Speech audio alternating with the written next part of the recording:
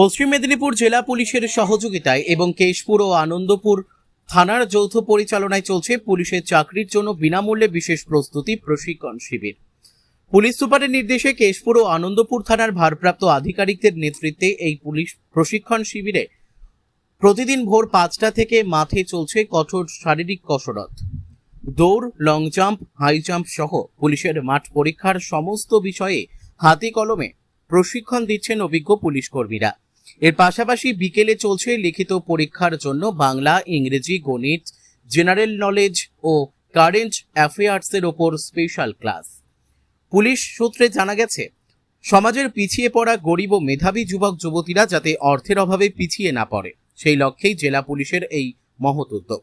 সম্পূর্ণ বিনামূল্যে এই পরিষেবা পেয়ে উচ্ছ্বসিত প্রশিক্ষণার্থীরা।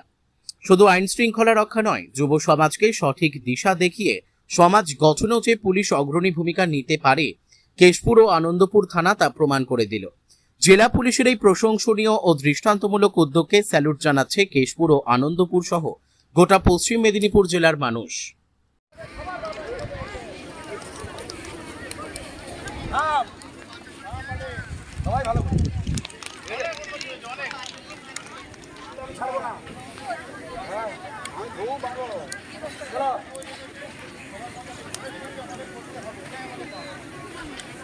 আর গল্প করছে, স্যার গল্প মাঝে মাঝে কিন্তু আমি যেরকম করছি এরকম করো।